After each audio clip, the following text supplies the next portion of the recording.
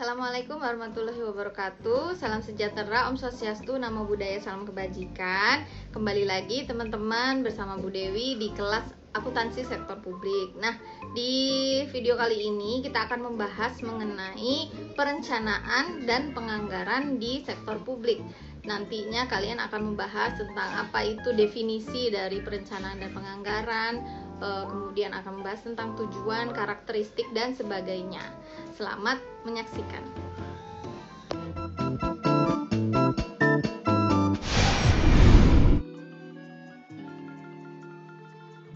Ya, pertama-tama kita masuk ke perencanaan publik sebelum kita nanti masuk ke bagian penganggaran. Apa yang Anda ketahui mengenai perencanaan sektor publik? Nanti kita bahas sekilas tentang perencanaan di sektor publik. Nah, dari definisi dan fungsi perencanaan, sebenarnya di sini kata kuncinya adalah menentukan strategi untuk mencapai tujuan organisasi. Nah, itu adalah kunci dari perencanaan. Jadi perencanaan di sini intinya adalah kegiatan menetapkan tujuan organisasi diikuti dengan pembuatan berbagai strategi ataupun rencana yang mengintegrasikan dan mengkoordinasikan seluruh pekerjaan organisasi sehingga dapat mencapai tujuan dari organisasi. Itu adalah perencanaan.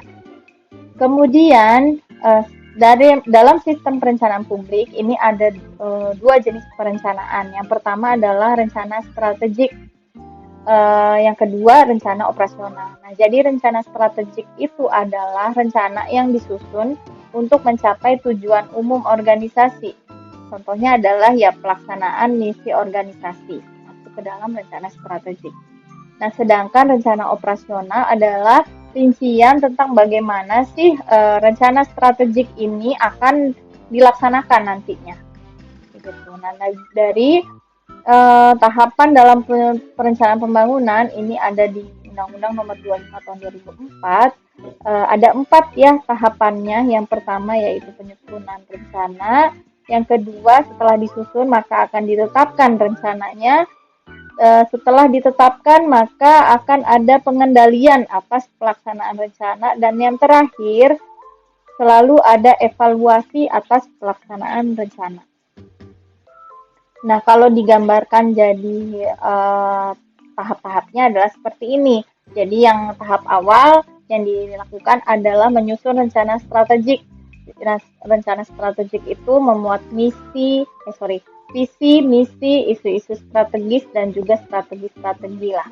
Kemudian rencana strategik akan diturunkan menjadi rencana operasional, di mana rencana itu akan memuat program dan proyek atau rencana tindakan untuk dapat mengimplementasikan rencana strategik.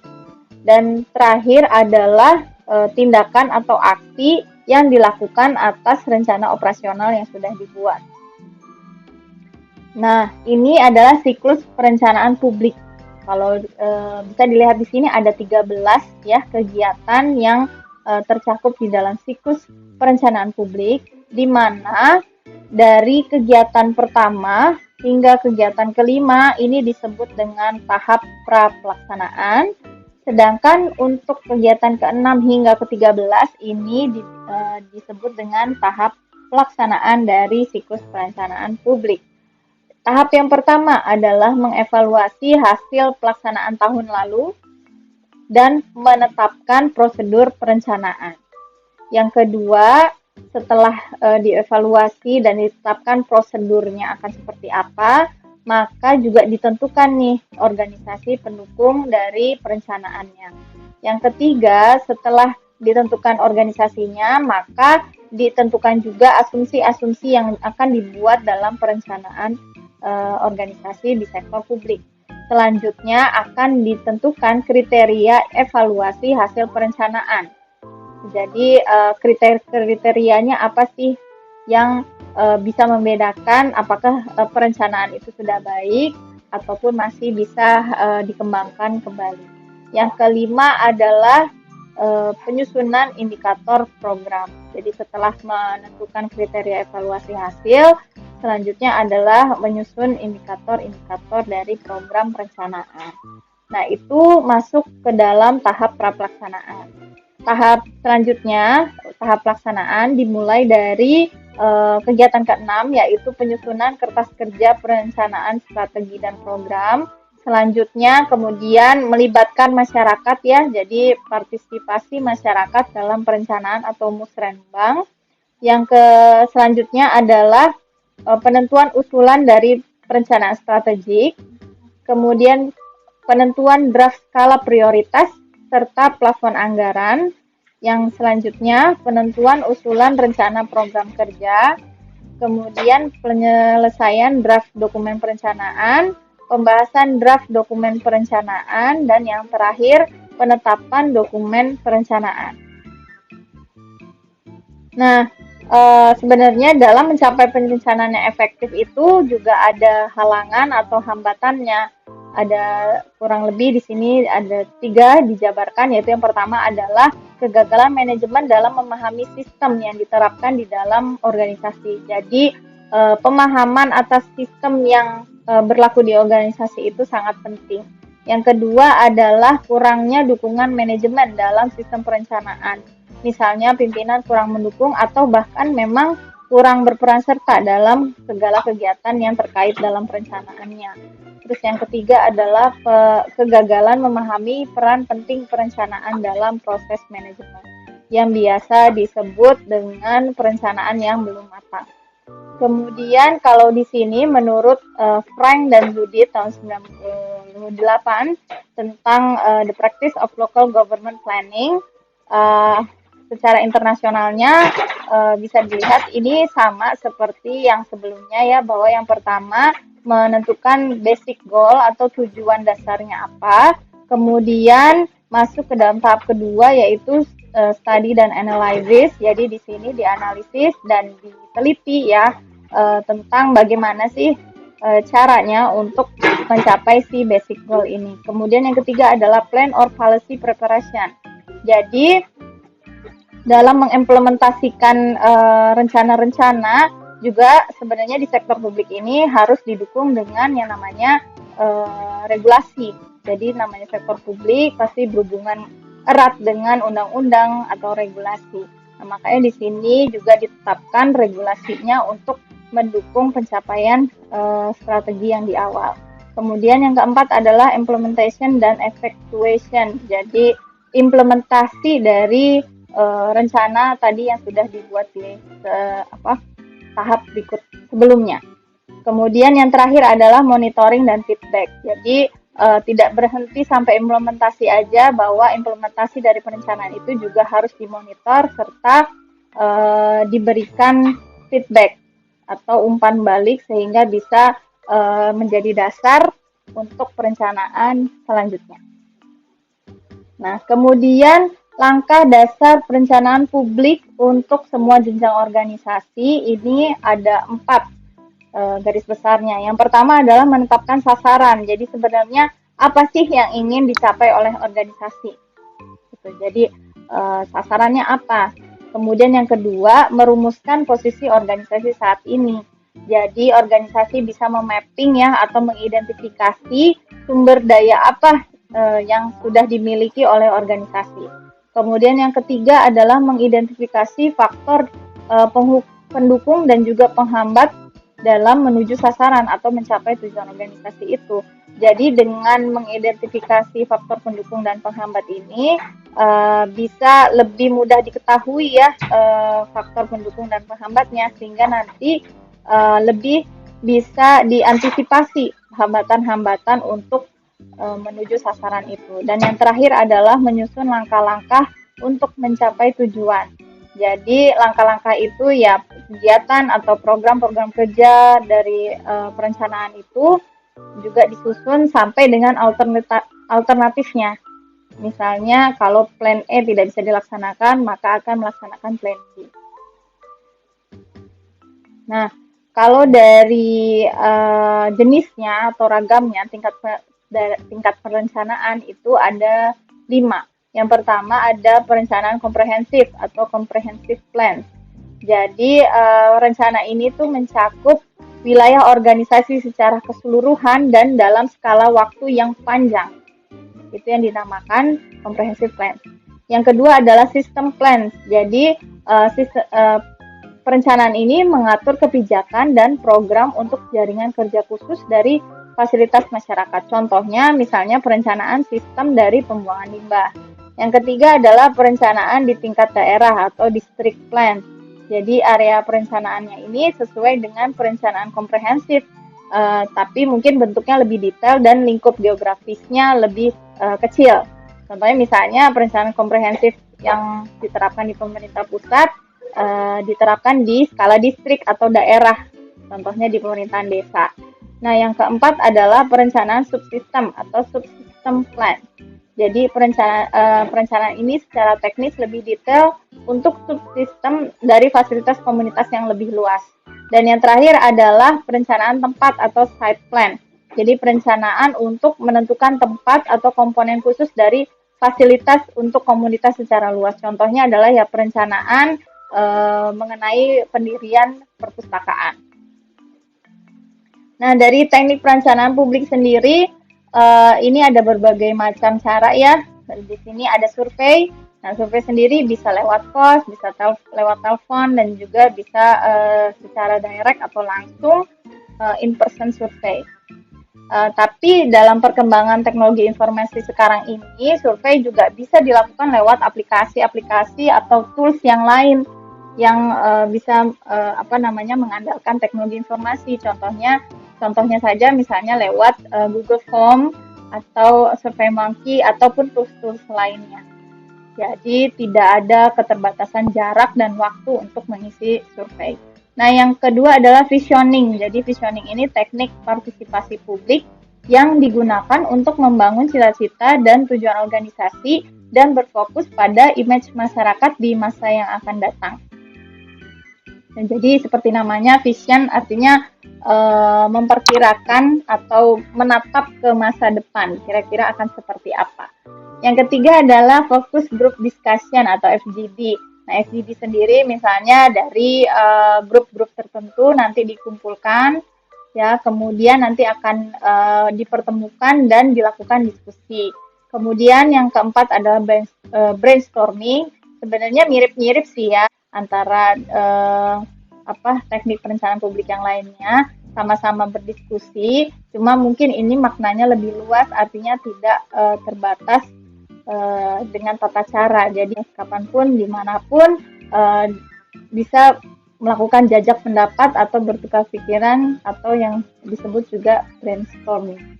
Nah, contoh praktik perencanaan publik di pemerintah pusat misalnya. Yang pertama, pemerintah pusat menyusun rencana kerja pemerintah pusat atau RKPP sebagai dokumen perencanaan tahunan nasional dengan mengadakan musrembang.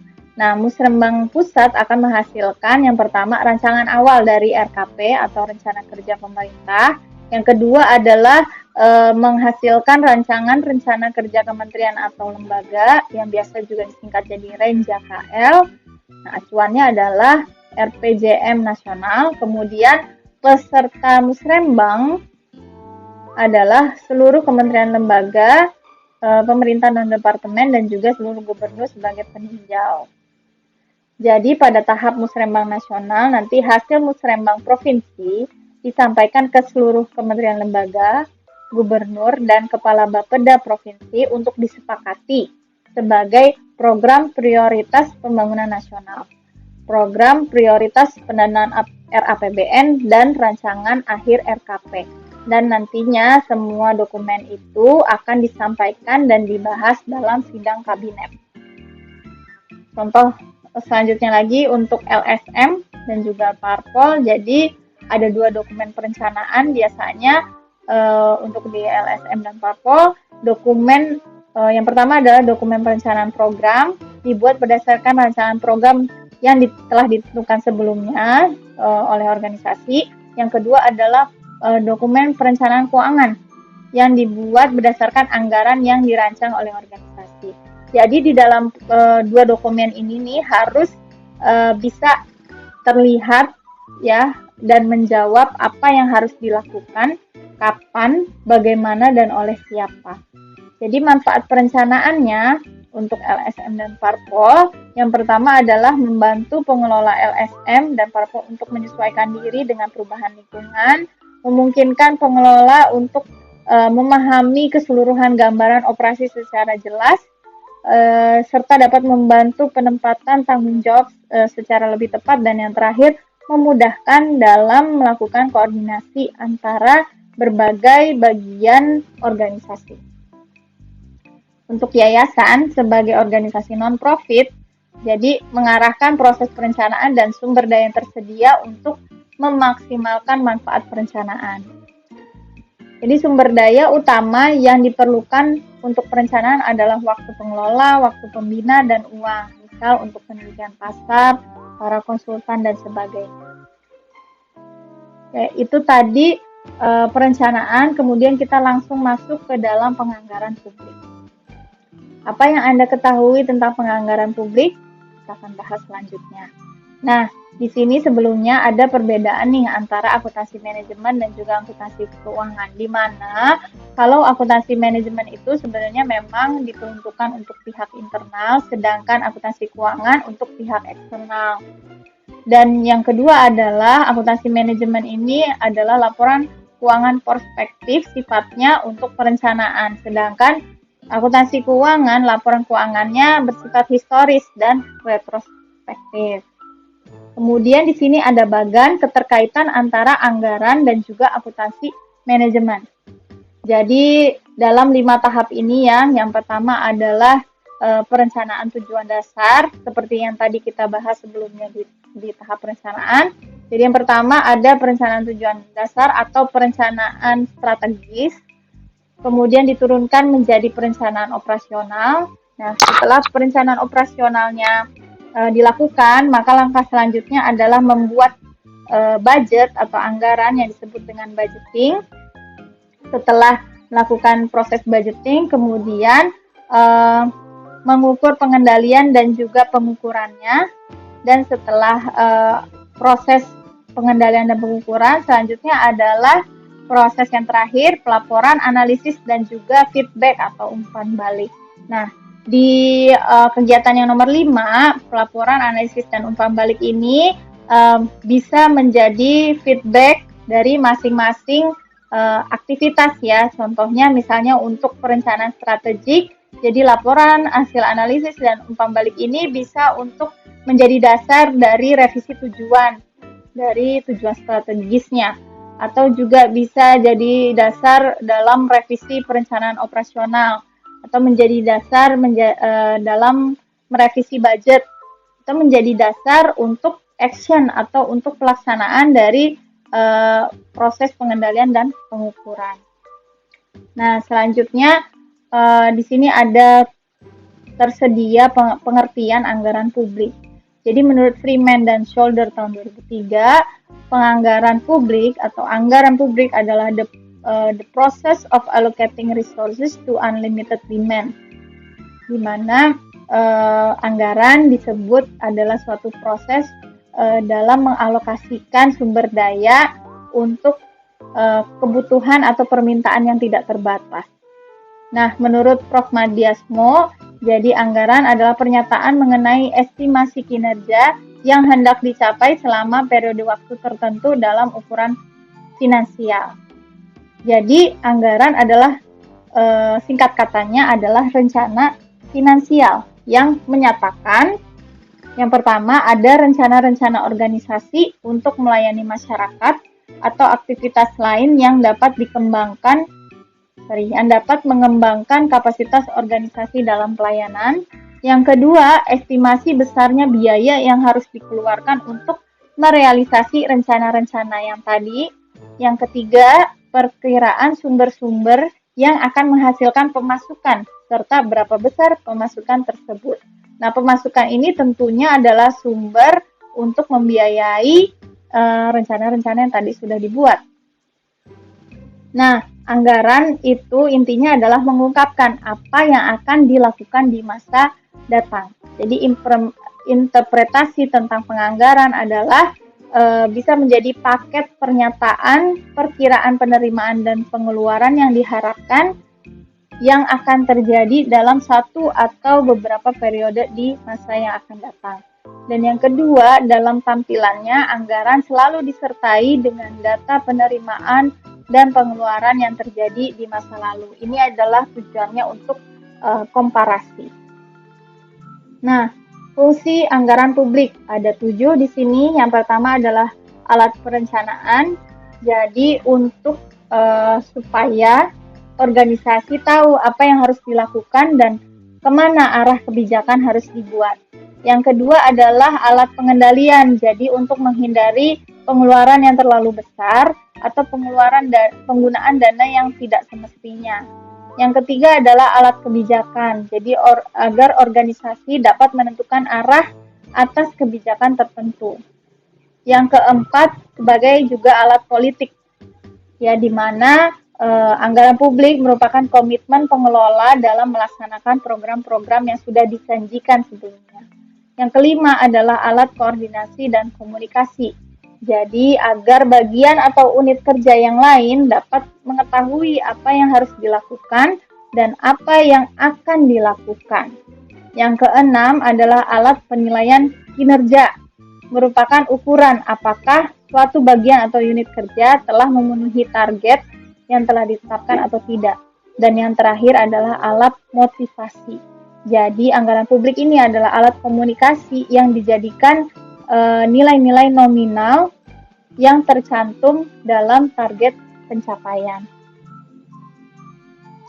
Prinsip penyusunan anggaran adalah otorisasi oleh legislatif, kemudian komprehensif, ya, harus menyeluruh. Ada juga prinsip keutuhan, artinya semua penerimaan dan pengeluaran tercakup. Kemudian non-discretionary appropriasi, jadi jumlahnya sudah disetujui legislatif dan harus termanfaatkan secara ekonomis, juga periodik, akurat, jelas, dan transparan. Nah, pengaruh, tujuan, dan anggaran publik. Jadi yang pertama, anggaran publik ini akan selalu dikaitkan dengan akuntabilitas eksekutif organisasi. Yang kedua, tujuan anggaran dapat dirumuskan sebagai alat akuntabilitas, alat manajemen, dan instrumen kebijakan ekonomi. Dan yang ketiga, proses akhir penyusunan anggaran merupakan hasil persetujuan politik termasuk item pengeluaran yang harus disetujui oleh para legislator. Karakteristik anggaran publik. Yang pertama, anggaran dinyatakan dalam satuan keuangan dan non-keuangan. Contohnya, satuan keuangan rupiah, satuan non-keuangan misalnya adalah jam kerja. Yang kedua, anggaran umumnya mencakup jangka waktu tertentu, 1 atau beberapa tahun. Yang ketiga, anggaran berisi komitmen atau kesanggupan manajemen untuk mencapai sasaran yang ditetapkan. Yang keempat, usulan anggaran ditelaah dan disetujui oleh pihak yang berwenang yang lebih tinggi dari penyusun anggaran. Yang kelima, sekali disusun, anggaran hanya dapat dirubah dalam kondisi tertentu. Nah, prinsip-prinsip anggaran publik, jadi secara tradisional, prinsip penganggaran sangat terkenal yaitu The 3S, itu dari Jones dan Pendlebury. Dan juga diterapkan sampai sekarang ya. Jadi 3S itu adalah ekonomi, efisien, dan efektif. Atau ini sebenarnya biasa kita kenal sebagai value for money. Ya, jadi kalau menurut Jones, ekonomis itu berhubungan sama input, efektif itu berhubungan sama output, sedangkan efisiensi itu adalah kaitannya antara input dan output. Oke, selanjutnya siklus penganggaran publik. Jadi ada 6 aktivitas dalam siklus penganggaran publik. Yang pertama, dimulai dari penetapan prosedur dan tim penganggaran pada tahun yang terkait. Kemudian setelah itu dilakukan, kemudian selanjutnya adalah penetapan dokumen standar harga. Setelah ditetapkan dokumen standar harganya, maka selanjutnya adalah penyebaran dan pengisian formulir rencana kerja dan anggaran. Jadi disusun oleh masing-masing pihak yang terkait. Kemudian Selanjutnya rekapitulasi rencana kerja dan anggaran dari masing-masing pihak dan dikonsolidasikan begitu ya. Kemudian selanjutnya pembahasan perubahan dan finalisasi draft anggaran pendapatan dan belanja, dan tahap terakhir adalah penetapan anggaran pendapatan belanja yang biasa kita sebut dengan APBN atau kalau di tingkat daerah adalah APBD. Nah, kita masuk ke dalam perkembangan jenis sistem penganggaran. Di sini sudah banyak ya perkembangan jenis sistem penganggaran, dimulai awalnya masih menggunakan yang namanya line item budgeting atau penganggaran tradisional yang sederhana. Kemudian dikembangkan lagi ya menjadi misalnya performance based budgeting atau performance budgeting, di mana performance budgeting ini juga terbagi dua, yaitu ada mission driven budgeting dan entrepreneurial budgeting. Kemudian ada lagi yang namanya planning programming budgeting system, ada juga zero based budgeting, kemudian medium term budgeting framework. Nah, di sini di video kali ini kita akan membahas tentang line item perbandingan antara line item budgeting dan juga performance budgeting yang dipakai pada pemerintahan kita pada saat ini. Nah, dalam anggaran tradisional atau line item budgeting, jadi proses pendekatannya itu yang pertama dimulai dari pengajuan permintaan anggaran dari pihak lembaga yang memerlukan kepada ketua eksekutif. Kemudian permintaan itu nanti dikonsolidasikan oleh kepala eksekutif dan hasilnya kemudian diajukan ke lembaga legislatif. Nah, setelah itu pihak legislatif akan menuliskan jumlah anggaran yang disetujui dengan menggunakan metode tradisional. Di sini bisa kita lihat contoh dari penyajian anggaran tradisional atau line item budgeting. Di kolom pertama ini ada jenis belanjanya. Jadi ada belanja gaji, belanja persediaan, belanja makanan, perjalanan, dan juga lain-lain. Hingga di bawahnya total anggaran. Nah, kemudian contohnya misalnya di belanja gaji, ini nanti di breakdown ya keterangannya, misalnya ada berapa personilnya dan berapa gajinya. Jadi misalnya ada 1 kepala polisi, 2 kapten polisi, 8 staf administrasi. Nah, nanti di kolom selanjutnya adalah gaji dari per masing-masing jabatan. Misalnya kepala polisi per orangnya gajinya 3 juta. Kapten polisi per orangnya gajinya 2 juta. Sedangkan staf administrasi per orangnya gajinya 1 juta. Ini hanya misal aja ya. Kemudian kolom selanjutnya adalah jumlah, yaitu perkalian antara rate gaji dengan jumlah personilnya. Berarti kalau kepala polisinya 1 jumlahnya 3 juta, kapten polisi karena ada 2 jadi totalnya jadi 4 juta, dan staf administrasi karena ada 8 jadi totalnya 8 juta. Nah, di kolom selanjutnya adalah total dari belanjanya. Jadi belanja gajinya sehingga di total dari 3 juta ditambah 4 juta ditambah 8 juta sehingga menghasilkan total anggaran belanja gaji sebesar 15 juta. Berikutnya juga sama seperti itu dari belanja-belanja lainnya, sehingga di sini bisa terlihat bahwa total anggaran belanja keseluruhan adalah 48 juta. Nah, anggaran tradisional ini juga punya keunggulan dan kelemahan dari karakteristik yang melekat pada anggaran tradisional. Seperti yang pertama, misalnya karakteristiknya adalah dalam anggaran tradisional perhatian ini tertuju pada segi pelaksanaan dan pengawasan. Nah, dari sini keunggulannya sebenarnya adalah sederhana sehingga mudah untuk dibuat dan ditrace. Tapi kelemahannya adalah perhatian terhadap pelaksanaan penerimaan dan pengeluaran itu sangat sedikit. Kemudian yang kedua, karakteristiknya adalah penekanan hanya pada segi administrasi. Nah, Keunggulannya jadi relatif mudah untuk ditelusuri, namun kelemahannya mengabaikan pencapaian kinerja dan juga realisasi. Karakteristik yang ketiga, penyusunannya berdasarkan pos-pos belanja. Jadi menampilkan anggaran berdasarkan sifat dasar pengeluaran atau belanjanya. Dari sini keunggulannya akan mengamankan komitmen di antara partisipan sehingga dapat mengurangi konflik. Tapi ada kelemahannya juga, yaitu para penyusun anggaran tidak memiliki alasan yang rasional dalam menetapkan target penerimaan dan pengeluaran. Yang keempat, penggunaan konsep inkrementalisme. Jadi anggaran tahun tertentu dihitung berdasarkan anggaran tahun sebelumnya ditambahkan margin. Nah, di sini mempunyai kelemahan yaitu malah mendorong pengeluaran daripada penghematan. Nah, kita bahas yang kedua jenis dari sistem penganggaran yaitu performance budgeting. Nah, kenapa dikembangkan performance budgeting itu? Performance budgeting itu disusun untuk mengatasi berbagai kelemahan yang terdapat dalam anggaran tradisional tadi. Jadi tidak ada tolak ukur untuk mengukur kinerja. Nah, penekanan penganggaran terhadap kinerja terukur dari aktivitas dan juga program kerjanya. Jadi, kalau dari definisi ini sebenarnya sudah bisa kelihatan bedanya bentuknya.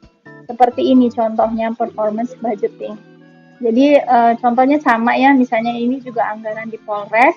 Nah, tapi di sini kalau performance budgeting dia membedakannya dari segi aktivitas atau programnya.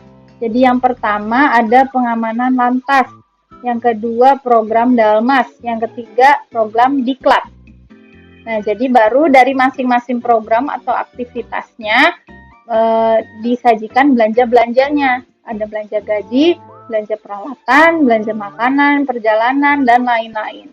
Nah, di kolom selanjutnya adalah langsung menyajikan anggaran dari masing-masing belanjanya.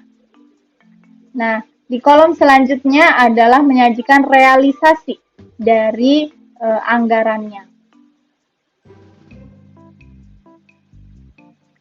Di sini karakteristik dari performance budgeting juga punya keunggulan dan kelemahan. Yang pertama, secara umum sistem ini mengandung 3 unsur pokok. Jadi ada pengeluaran menurut program dan kegiatan, juga pengukuran kinerja dan pelaporan program. Nah, keunggulannya adalah memungkinkan pendelegasian wewenang dalam pengambilan keputusan. Tapi kelemahannya tidak semua kegiatan juga bisa distandarisasi. Yang kedua, lebih berfokus pada pengukuran kinerja bukan pengawasan. Jadi keunggulannya merangsang partisipasi dan motivasi unit kerja melalui proses pengusulan dan penilaian anggaran yang sifatnya lebih faktual dibandingkan line budgeting. Kemudian tapi ada kelemahannya yaitu tidak semua kinerja dapat diukur secara kuantitatif. Nah, karakteristik yang ketiga dari performance budgeting adalah setiap kegiatan harus dilihat dari sisi efisiensi dan maksimalisasi output. Keunggulannya dari sini bisa membantu fungsi perencanaan dan juga bisa mempertajam pembuatan keputusan. Tapi kelemahannya tidak semua jelas mengenai siapa pengambil keputusan dan siapa yang sebenarnya menanggung beban keputusan tersebut. Nah, yang terakhir karakteristiknya bertujuan untuk menghasilkan informasi biaya dan kinerja yang dapat digunakan untuk penyusunan target dan evaluasi pelaksanaan kerja.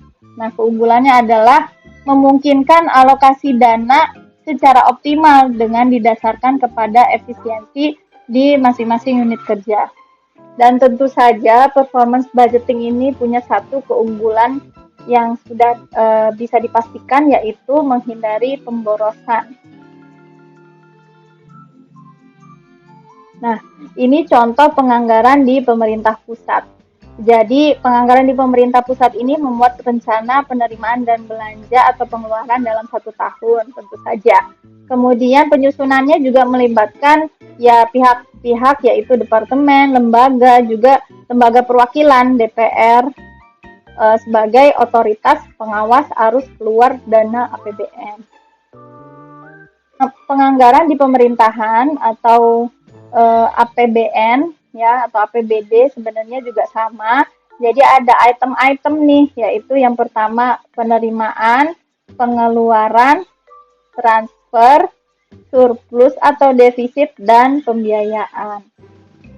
Kemudian untuk di pemerintah daerah APBD, strategi dan plafon sementara telah ditetapkan pemerintah dan DPRD, Kepala Satuan Kerja Perangkat Daerah selaku pengguna anggaran akan menyusun rencana kerja dan anggaran Satuan Kerja Perangkat Daerah.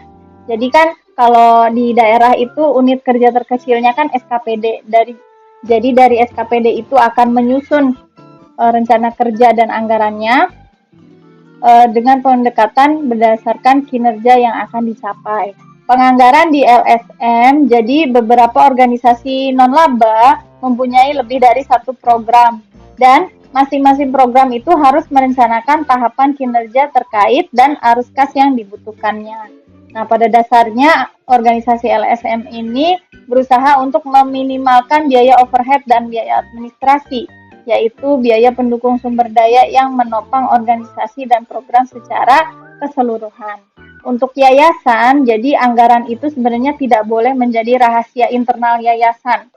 Jadi anggaran harus disampaikan atau diinformasikan kepada publik untuk bisa dikritik, didiskusikan dan diberikan masukan. Karena pada umumnya memang semua organisasi sektor publik, nggak cuma yayasan, itu adalah mengelola dana publik.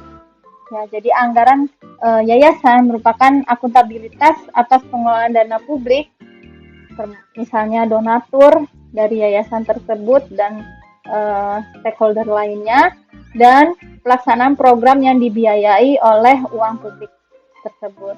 Untuk partai politik, sumber keuangannya ada 3. Jadi yang pertama ada iuran anggota, yang kedua ada sumbangan yang sah menurut hukum, juga dapat berupa uang, barang, fasilitas, peralatan, dan atau jasa. Dan yang ketiga juga bisa dari bantuan dari anggaran negara yang diatur dalam peraturan pemerintah dan diberikan secara proporsional kepada partai politik yang mendapatkan kursi di lembaga perwakilan rakyat. Nah, itu sekilas dari perencanaan dan penganggaran yang ada di sektor publik.